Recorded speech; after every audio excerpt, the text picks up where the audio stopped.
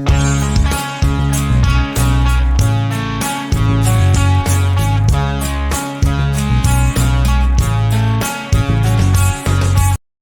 day mga tol, magandang hapon po sa inyo lahat. Kamusta po? Medyo mga ilang araw din tayo hindi nakaka-upload ng mga video, no? Actually tol, busy lang talaga. Ngayon po is magkakasa tayo ng mga gamit, baon ng niyog na isamatay sa bibig at saka libon. Itong libon na kakasahin natin mga tol is request to ng kaibigan natin na spiritual healer din. Shout out sa iyo tol, amigo nuts. Kakasahin na natin yan. At special mga kasahan natin ngayon mga tol. Actually hanggang bukas magkakasa. Ngayon kakasa tayo, hanggang bukas mayroon pa tayong tatabasin, marami pa. Ito nga pala yung ano natin tol, mga libon. Ito. Yan, mga libon yan. Ito pa. Yan yung mga libon natin, 4. Tsaka ito yung mga wanay natin, isa mata tsaka isang bibig. Ito yung mga kakasahin natin bukas. Gagawin natin yan, tatabasin natin yan lahat. At yung mga ano nito lalanahin natin, at saka ito lalanahin, pero ipaghiwalay natin yan. Iba ang lana nito, iba ang lana nito. Ito yung ilan sa mga isasangkap natin mga tol sa ating gamit na kakasahin. Ito, sangkap yan sa pasumbalik. Aug yan mga tol. Sangkap yan sa mga tigalpo. At kahit sa gayuma na gamit yan. Ito, insinso, sangkap din natin yan. Pangtaboy sa mga body elements,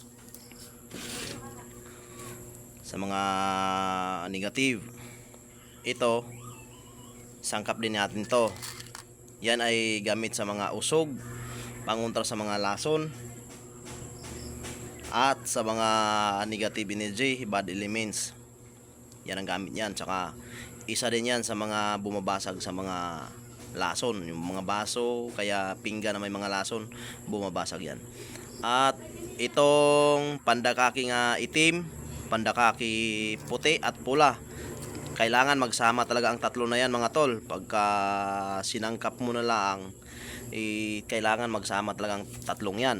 Yan ay pangontra sa mga usog, sa mga tapik, palupad hangin, black, mga black energy, sa mga bad elements, yung mga elemento sa mahika blanca, gaya ng mga kulam kaya barang, sa mga aswang, wakwak, hindi makakatabi sa'yo, ilag sa'yo. At ito, rubber, sangkap din natin yan. At itong ibang mga mutya dito, isangkap natin yan. Ito, kurutan, literal, at talagang subok. Pag-usapan ay kabal. At itong liklay mga tol, sangkap din natin yan. At itong mutya ng kidlat, kukuha tayo dyan, sasangkap natin yan.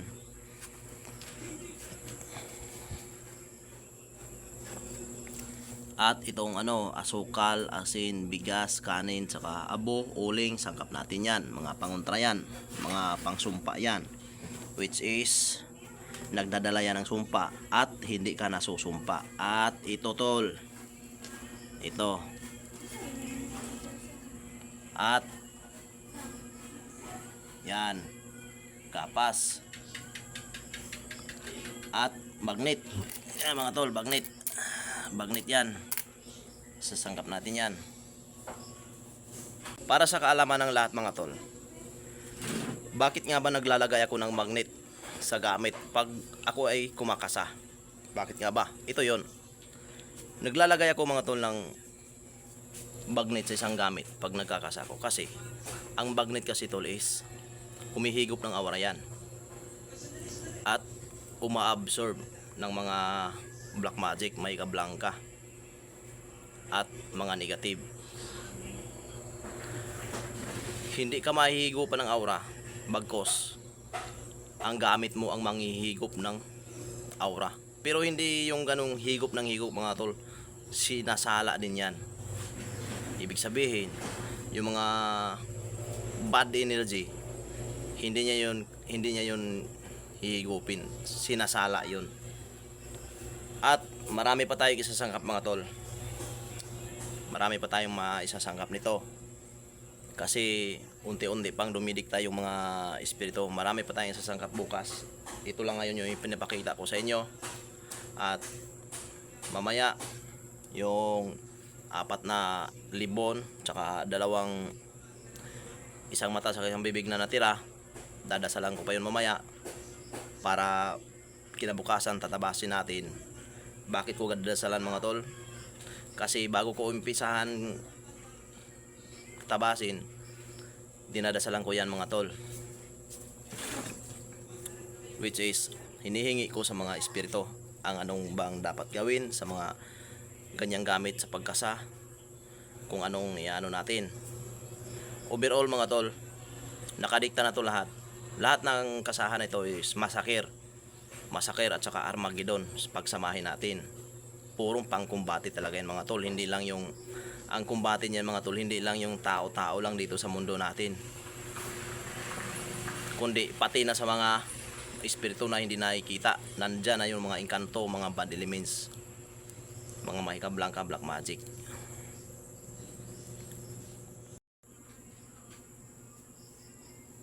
So yun lang mga tol. Lalagyan pa natin ng mga mga medal, Benedict medal, lalagyan pa natin yung mga kinakasa natin, lahat yan. At mga iba pang mga para sa gamit talaga mga tol. Hindi ko masabi conforme sa mga diktasyon. Yun lang mga tol, maraming salamat sa inyo pagsuporta sa akin. Sana patuloy nyo ako susuportahan. God bless po sa ating lahat.